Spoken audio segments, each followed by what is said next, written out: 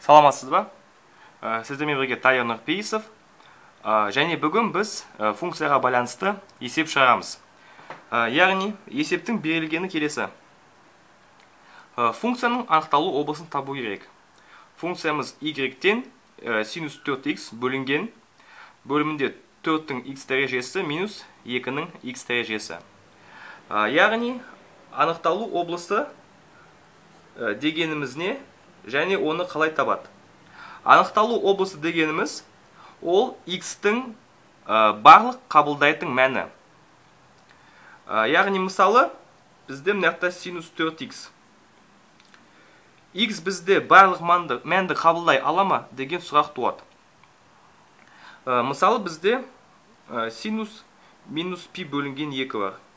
Яғни біз 4x-тан минус пи 2-ні алуға болады, теріс санды.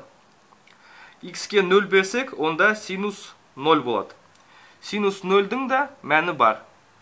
Және x-қа бір шексіз көп мән берсек, мысалы 136 или 1360 пи бөлінген 7 дейік. X-ке біз қандай да мән берсек, теріс 0 және 10 мән. Ондай бұрыштардың синустары бар. Яғни мынаяқта бізде синус 4x. X кез келген мәнді қабылдай алады. Бірақ бізде 4-тің x дәрежесі алынған 2-нің x дәрежесі мынаяқта бөлшектің бөлімінде тұр. Мынаяқта біз 1 немесе осы синус 4x жазуға болады, себебі синус 4x-тің мәні кез келген. Ал бөлшектің бөлімі 0-ге тең болмау керек. Яғни біз жазамыз 4-тің x дәрежесі тең емес 2-нің x дәрежесіне.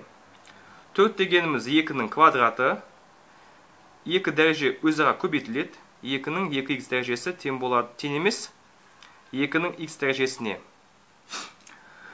Енді осы дәреже тек қана x-тің тең 0 мәнінде болған кезде, егер x-ті ona 0 қойсақ, мынаяқта 1 болады, және мынаяқта 1 болады. Яғни бізде x тең емес 0. Егер 0 болса, онда көріп тұрсыз, ол теңдік болады. Басқа мәнінде олар тең емес. Енді x тең емес 0 деген жауапты қалай береді ұбт-да? Бірінші нұсқасы ол x тең емес 0 дейді. Немесе сөзбен жазады, x тең емес 0 деп. Екінші, олар интервалмен береді. Мысалы, минус шексіздіктен 0-ге дейін и 0-ден плюс шексіздікке дейін. Яғни, осы екі жазудың мәні бірдей, x тең емес 0 деген. Ал есептің жауабына байланысты сіз осы жауапты немесе осы жауапты белгілейсіз ұбт-да. Сіздермен бірге болған Тайыр Нұрпейісов. Көп рахмет сізге.